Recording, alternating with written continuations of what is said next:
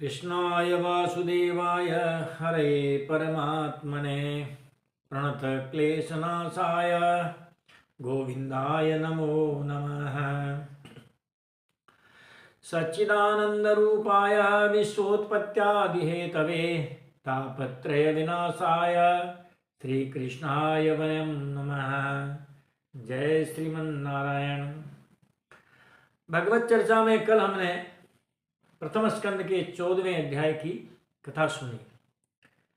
14वें अध्याय में महाराज अर्जुन के द्वारा द्वारिका के समाचार सुन करके और युधिष्ठिर जी महाराज ने राजपाट छोड़ दिया, अपने पौत्र अभिमन्यु को का राज्याभिषेक कर दिया और स्वयं अपने भाइयों के साथ वो वीर यात्रा पर निकल गए। अब आज हम 16वें अध्याय की कथा कहेंगे। 16वें अध्याय की कथा में अब परीक्षित चरित्र आ गया है, क्योंकि महाराज परीक्षित जी अब राज सिंहासन पर विराजमान हैं और अब उनकी कथा, उनका चरित्र आज से आएगा कथा में। परीक्षित की दिग्विजय का वर्णन होगा, उसमें धर्म और पृथ्वी का संवाद होगा। सूत जी कहते हैं कि हे सोनक जी, पांडवों के महाप्रयाण के पश्चात क्या हुआ? तो सूत जी महाराज कहते हैं ततः परीक्षित द्विजवर्य शिक्षया महिम महाभागवत ससास यथा हि सूत्याम अभिजात कोविदा समाधिसन विप्रमहद गुणस्तथा। हे विप्र संबोधन है। कहते हैं हे सोनक जी महाराज, तथा इसके बाद द्विजवर्य शिक्षया, ब्राह्मणों की उचित शिक्षा के द्वारा परीक्षित महाभागवत है। परीक्षित महान भागवत भगवान के भक्त जो परीक्षित जी महाराज थे, वह महिम ससास पृथ्वी का शासन करने लगे। और अभिजात को विदाह सूत्याम अभिजात को विदाह, जो इस प्रकार जो जन्म के समय ज्योतिषियों ने उनके संबंध में जो कुछ कहा था, वह सब गुण उनमें मौजूद थे। यथा समाधिसन, ब्राह्मणों ने जो भविष्यवाणी उनके बारे में की थी, वह सारे के सारे गुण उनमें मौजूद थे। सउत्तरस्य तनयाम उपये मयिरावतीम जन्मे जयादीन चतुरः तस्याम उत्पादयेत् सुतान्। उत्तरस्य तनयाम इरावतीम स उपेम, राजा उत्तर की जो पुत्री है उसका नाम इरावती है।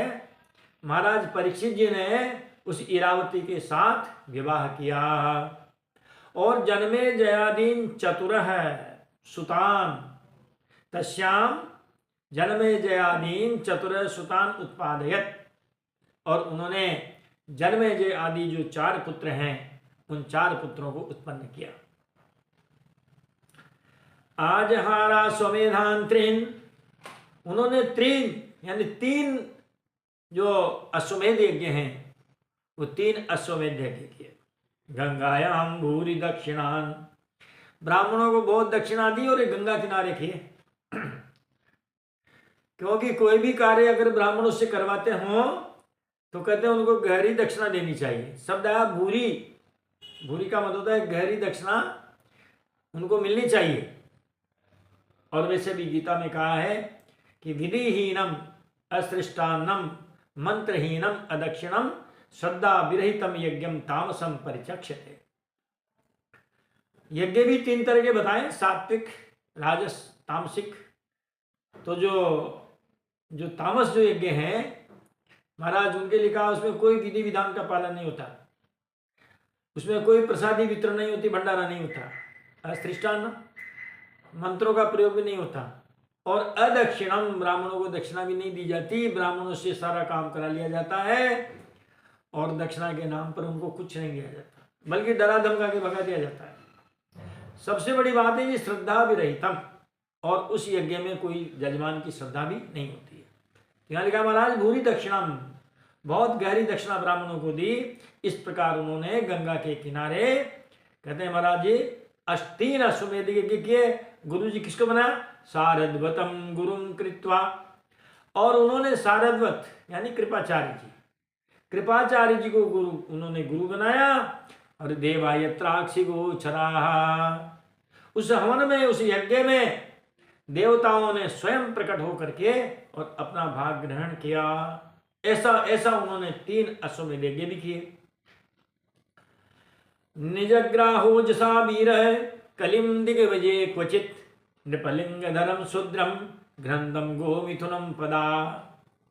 और उन्होंने क्वचित दिग्विजय, और किसी समय उन्होंने एक बार, कहते हैं अपने दिग्विजय की यात्रा के समय में, सवीर निजग्राह ओजसा कलिम निजग्राह, और अपने उस पराक्रम के द्वारा उन्होंने तो कलयुग को भी रोक दिया था। कलयुग के समय में जो पहले जो राजा थे परीक्षित जी महाराज, इन्होंने तो कलयुग को आने से रोक दिया था। नृपलिंग धरम शूद्रम, क्योंकि भले उन्होंने राजा का रूप धारण कर रखा हो, लेकिन वो शूद्र था। और गोमिथुनम पदाघ्नंतम, और गाय के जो जोड़ा है, उस गाय के जोड़े को पैरों से मारा था। राजा का भले रूप बना रखा हो, लेकिन वो शूद्र था। और जो गोमिथुन है, गाय और बैल, पृथ्वी को गाय का रूप माना जाता है और धर्म को बैल का रूप माना जाता है। तो जो गोरूपा जो मही है और धर्म रूपी जो बैल है, उनको पैरों से ठोकर मार रहा था महाराज। सौनक जी महाराज ने कहा, कस्य हेतुर निजग्राह, महाराज उसको केवल पकड़ा ही क्यों, रोका ही क्यों? कलिम दिग्विजय नृप, राजा ने अपने दिग्विजय के समय में उस शूद्र को, जो राजा का रूप धारण किए हुए था और जो पृथ्वी और धर्म को जो पीड़ित कर रहा था, ऐसे उस राज रूपधारी, कपट रूपधारी ऐसे उस कलयुग को महाराज रोका ही क्यों, मार ही क्यों नहीं दिया? नृदेव चिन्ह धृक शूद्र, हाँ तो शूद्र ही, भले उसने राजा का रूप धारण कर रखा हो। कोसौ गाम यह पदाहनते, वह अदम शूद्र ही था जिसने गाय को लात से मारा था। महाराज उसको मार ही क्यों नहीं दिया? तब कहते हैं सूत जी महाराज कहते हैं कि भैया यद्यपि कलयुग में बहुत दोष हैं, लेकिन इसमें कुछ गुण भी हैं। उन गुणों को देख करके ही कलयुग को राजा परीक्षित जी ने आने दिया, मतलब मारा नहीं, रोका तो सही, लेकिन फिर आने दिया। क्योंकि कली करे के पुनीत प्रतापा, मानस पुण्य हो ये नहीं पापा। कलयुग में बहुत सारे दोष हैं, लेकिन कुछ गुण भी हैं। कहते हैं महाराज, कलियुग केवल हरे गुण गावत नर पावई भवता, गावत नर पावई भवता। कली कर एक, कलयुग का यह भी बड़ा प्रताप है कि भगवान के गुण गणों का गान करने से मनुष्य भवसागर से पार हो जाता है। इसीलिए महाराज उसको उन्होंने मारा नहीं और दंड देकर के छोड़ दिया। अब राजा परीक्षित आगे चलते हैं तो महाराज सूजी महाराज कहते हैं कि यदा परीक्षित कुरुजांगले वसन कलिम प्रविष्टम निज चक्रवर्तिते निसाम्य वार्ता अनति प्रियम ततः सरासनम संयुग सोन निरादरे। महाराज परीक्षित जब कुरुजांगल नाम के देश में थे, तब उन्होंने सुना कि उनके राज्य में कलयुग ने प्रवेश कर लिया है। हालांकि यह वार्ता बहुत उनके लिए दुखदायी थी, लेकिन फिर भी उन्होंने सोचा कि उनसे युद्ध करने का मौका मिला है। इसलिए उन्होंने क्या किया? संयुग सोंडी सरासनम आददे। संयुगे सोंड इति संयुग सोंड। संयुग का मत होता है युद्ध, सोंड का मत होता है प्रवीण, कुशल, चतुर। जैसे अक्षेसु सोंड इति अक्ष सोंड, जो जुआ खेलने में चतुर हो उसको कहते हैं अक्षसौंडी या अक्षसौंडा। इसी तरह यहाँ हुआ संयुगे इति युद्धे, सौंडा इति चतुर कुशल प्रवीण दक्ष। इस प्रकार उन्होंने जो है उस धनुष बाण को उठा लिया। स्वलंकृतं श्यामतुरंग योजितं रथं मृगेन्द्र ध्वजमाश्रितः पुरात्। कहते उन्होंने रथम स्वलंकृतम रथम, अपना उन्होंने रथ को सजाया। श्याम तुरंग योजितम, श्याम वर्ण के घोड़ों को उसमें जोत दिया। मृगेंद्र ध्वजम आश्रित पुरात, और कहते हैं ऊपर सिंह का चिन्ह, स्वर्ण से जड़ित ऐसे श्याम वर्ण के घोड़ों से युक्त सिंह की ध्वजा वाले उस रथ पर वो सवार हुए। और कहते हैं मृतो रथा स्वद्युपपति युक्तया स्वसेनया दिग्विजयाय निर्गत। और वह अपनी दिग्विजय यात्रा के लिए चल दिए। पुरात निर्गत, अपने नगर से चल दिए। किससे युक्त होते हुए? रथ, उनके साथ रथ हैं, अश्व उनके साथ घोड़े हैं, द्युपपत्ति उनके साथ पैदल सेना भी है। इन सब के द्वारा युक्त होते हुए अपनी सेना को लेकर के परीक्षित जी महाराज दिग्विजय यात्रा के लिए चल निकले। कहाँ कहाँ गए? कि भद्रास्वम केतुमालम च भारतम चोत्तरान कुरुन किम पुरुषादि निवर्षाणी विजिते जगृहे बलिम। उन्होंने भद्रास्व, केतुमाल, संपूर्ण भारत, उत्तर कुरु और किमपुरुष आदि सभी वर्षों को जीत करके, ये 9 वर्ष हैं, 7 द्वीप हैं, और उनमें जो जम्बू द्वीप है उस जम्बू द्वीप में भी 9 वर्ष हैं, जिनमें अपना एक भारतवर्ष भी है। हम आपको जब पंचम स्कंद में जब भूगोल और खगोल का वर्णन सुनाएंगे तब वेद व्यास जी महाराज ने बहुत अच्छा लिखा है, और सुखदेव जी महाराज ने उसका बड़ा अच्छा स्पष्टीकरण किया है। कितना खगोल कितना भूगोल। मैं समझता हूं कि जो भूगोल खगोल के जो शास्त्री हैं, जो भूगोल पढ़ते हैं, जो खगोल शास्त्र पढ़ते हैं, उनको मेरी ओर से ये विनम्र है, उनसे कहना है कि कृपया आप भागवत के पंचम स्कंद में भूगोल खगोल का वर्णन पढ़ें और ये देखें कि उन्होंने जो लिखा वो सही लिखा है गलत लिखा। आप ही उसको ठीक से जान सकते हैं। हम तो बोल सकते हैं, बोल दिया हमने तो कि महाराज इस प्रकार वो 7 द्वीप हैं, पहला जम्बू द्वीप है, उसमें 9 वर्ष हैं, और जिनमें एक अपना भारतवर्ष भी है। तो या इस प्रकार उन सभी देशों में होते हुए वहां के राजाओं को जीत करके और उनसे उन्होंने भेंट स्वीकार की, उनसे टैक्स लिया, कर लिया। तत्र तत्रोपशरणवान, महाराज वो जहां जहां जाते थे वहीं वहीं सुनते थे। स्वपूर्वे शाम महात्मनाम, अपने पूर्वजों की ख्याति सुनते थे।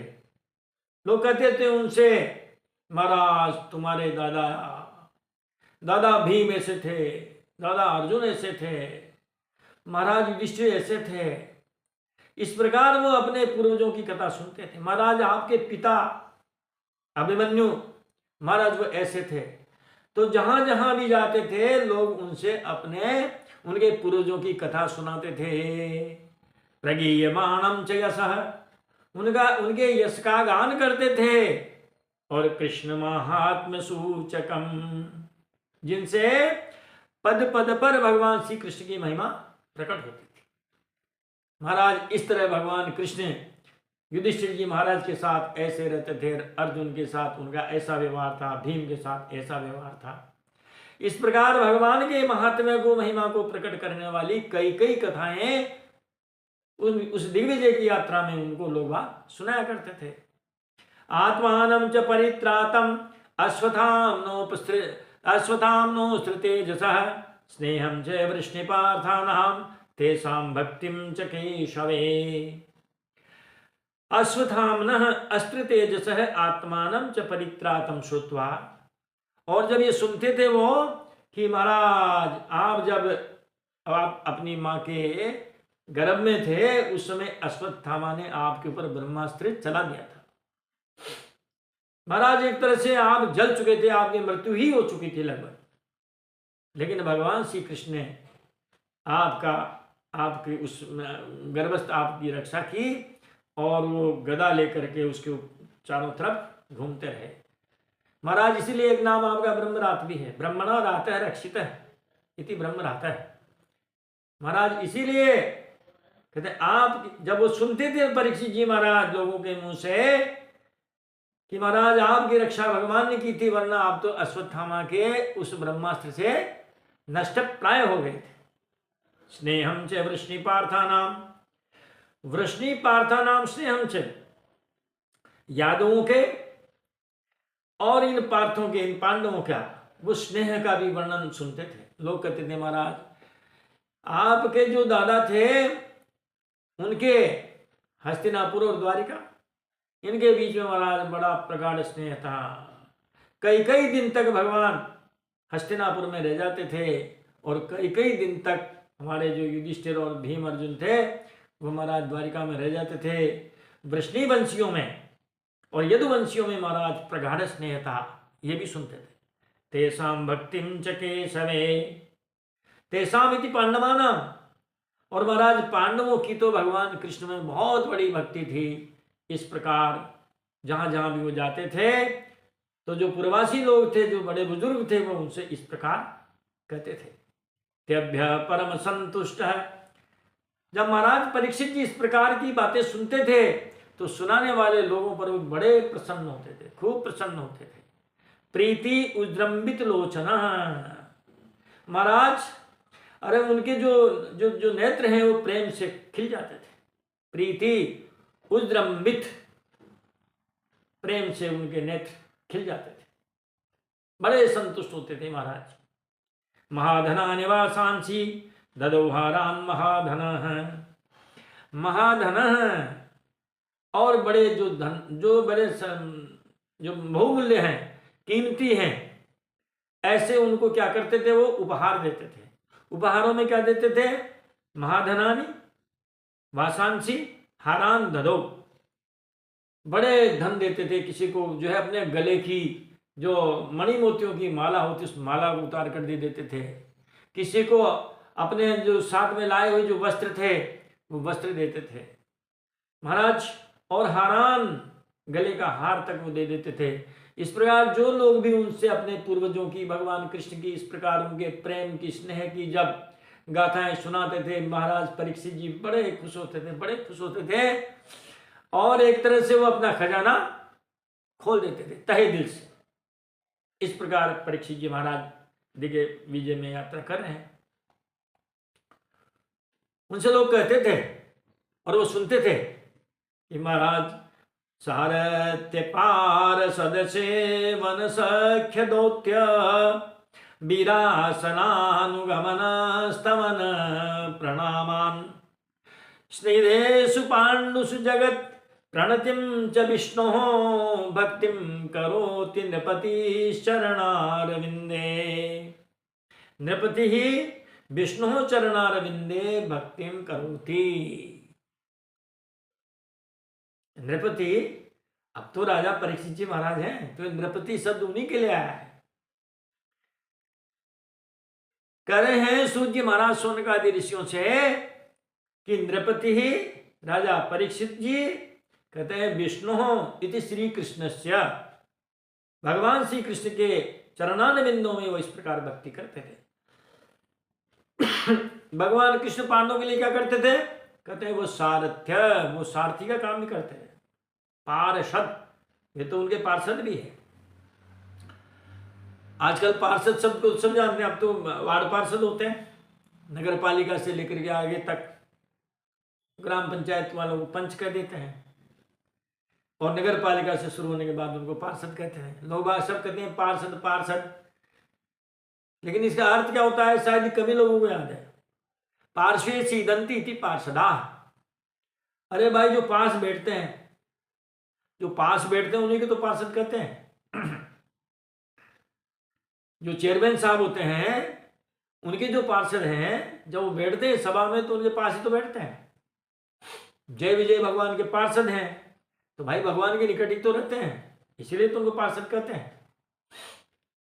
पार्श्वे सीदंती, समीपे सीदंती, तिष्ठन्ति, उपविशन्ति ते पार्षदा, वे तो पार्षद है। सेवन महाराज पांडवों की सेवा करते थे भगवान। देखो ना, आप जब महाभारत के युद्ध में अर्जुन जब युद्ध के लिए तैयार होता था तो महाराज घोड़ों की सेवा कौन करते थे? रथ को कौन संभालते थे? वो तो अर्जुन जी महाराज तो दूल्हे की तरह आते थे और रथ पर विराजमान हो जाते थे। फिर बाद में उन घोड़ों पर जो प्रहार लगे होंगे बाणों के, उनको कौन निकालता? घाव पट्टी मल्लम कौन करते? उनको कौन पानी पिलाता? कौन चारा डालता? ये तो सब काम भगवान की थे। तो ये तो सेवाई तो हुई। सख्य वो तो मित्र भी थे, दौत्य उन्होंने दूध का काम भी किया। अंतिम बार दुर्योधन को समझाने भगवान कृष्ण ही तो गए। उन्होंने तो कहा कि न्याय करो तो आधा दो, पर इसमें भी यदि बाधा हो तो दे दो, केवल 5 ग्राम रखो अपनी धरती तमाम। दुर्योधन वह भी दे न सका, आशीष समाज के ले न सका, उल्टा हरि को बांधने चला, जो था असाध्य साधने चला। क्या कहा? सूच्यग्रम ने वदाश्यामी बिना युद्ध न केशव। आप किस होश में हो केशव? सुई की नोक जितनी टिकती है ना, वो जमीन भी मैं बिना युद्ध के नहीं दूंगा। तब तो फिर महाभारत होना ही था। वीरासन, कहते हैं वीरासन में बैठ करके रक्षा भी करते थे। अनुगमन, बताओ, महाराज युधिष्ठिर आगे चलते थे, भगवान उनके पीछे चलते थे। बड़े भैया थे ना, तो मर्यादा का अतिक्रमण कैसे कर सकते थे? कहते महाराज कभी कभी तो युधिष्ठिर जी महाराज भगवान के जो है कंधे पर हाथ रख के चलते थे। स्तवन, उनकी स्तुति भी करते थे भगवान। प्रणामान, बड़े भैया को तो प्रणाम भी करते थे युधिष्ठिर जी महाराज को। स्निग्धेषु पांडुषु जगत प्रणीतम। और भगवान ने क्या किया? अपने जो प्रेमी पांडव हैं उन प्रेमी पांडवों के चरणों में पूरी दुनिया को झुका दिया। ये भगवान ने किया। इस प्रकार जब महाराज परीक्षित जी सुनते थे तो भगवान के चरणार बिंदु में उनकी भक्ति बहुत बढ़ जाती थी। तसेवं वर्तमानस्य, इस प्रकार घूमते घूमते पूर्वेशां वृत्तिमन्वहम्, अपने पूर्वजों की यशोगाथा सुनते सुनते नाति दूर्य किलाश्चर्यम यदासीत तत्निबोध में, उनके पास ही में जो कुछ घटना घटित हुई मैं आपको सुनाता हूं। धर्म पदे के न चरन विच्छायमुपलभ्यगाम पृच्छति स्म स्वदनाम विवत्सामि वा मातरम। धर्म बेल का रूप धारण करके एक पैर से घूम रहा था। धर्म के 4 चरण हैं, तप, पवित्रता, दया और सत्य। और विच्छाये उपलभ्यगाम, एक स्थान पर उसे गाय के रूप में पृथ्वी मिली, जो कैसी थी? विच्छायम, शोभा रहित, कांतिहीन।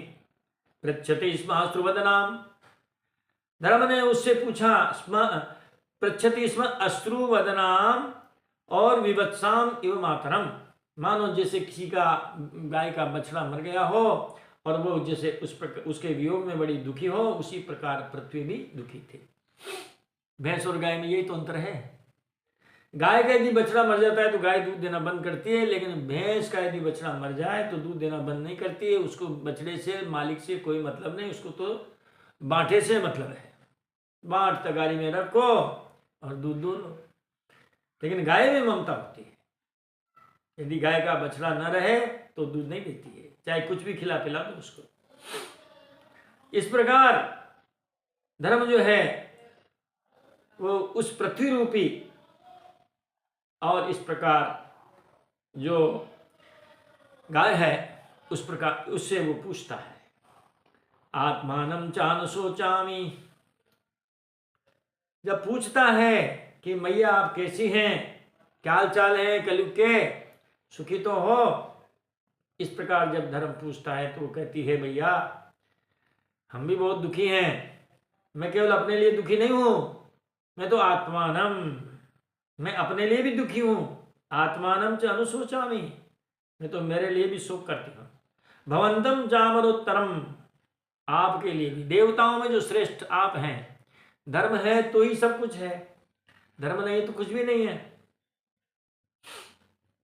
देवान, देवताओं के लिए भी शोक करती हूं। पितृन ऋषिन साधुन, बता पितरों के लिए, ऋषियों के लिए, साधुओं के लिए सर्वान वर्णास तथा श्रमान, सारे वर्ण और आश्रम जो भी हैं, क्योंकि कलयुग के आने से वर्णाश्रम धर्म नष्ट हो गए हैं, इन सभी के लिए मैं विचार कर रही हूं, सोच रही हूं।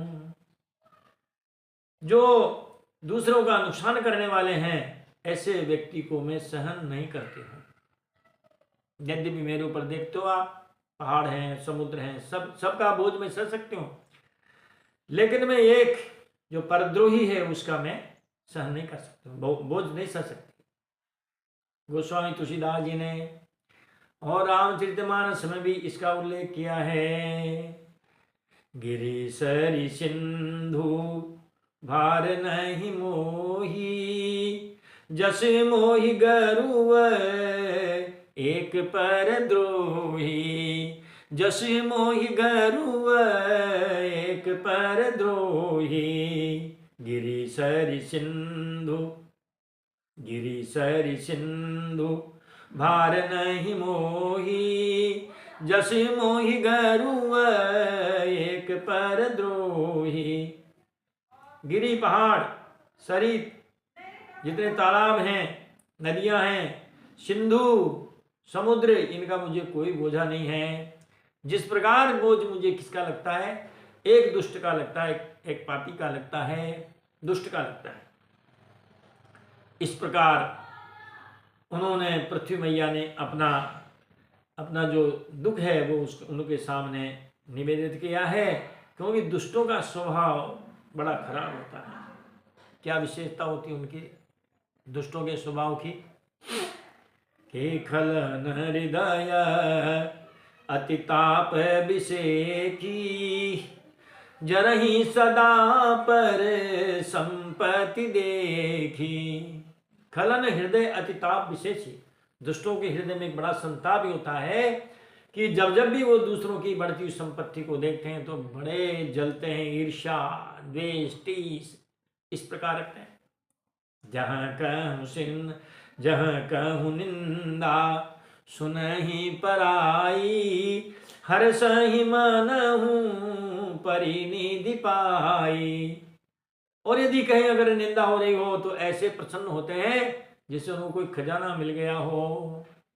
और सबसे बड़ी बात यह है कि बयरु अकारन सब काहू सो, जो कर हित अनहित ताहू सो। सबसे ही विरोध, जो हित करे उनसे भी और जो अनहित करे उनसे भी, यह है दुष्टों का स्वभाव।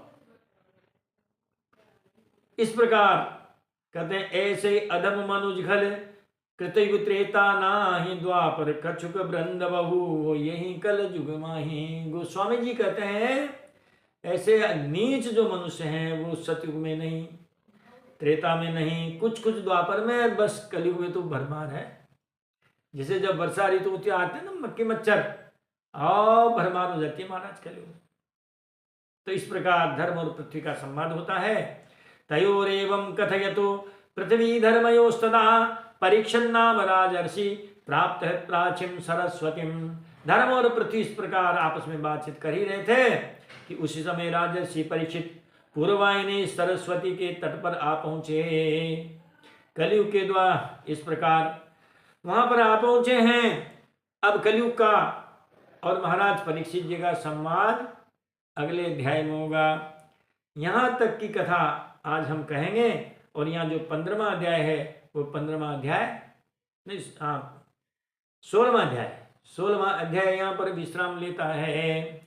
अब कलयुग के बीच में और महाराज राजा परीक्षित के बीच में क्या संवाद होता है, यह हम आपको अगले अध्याय में सुनाएंगे।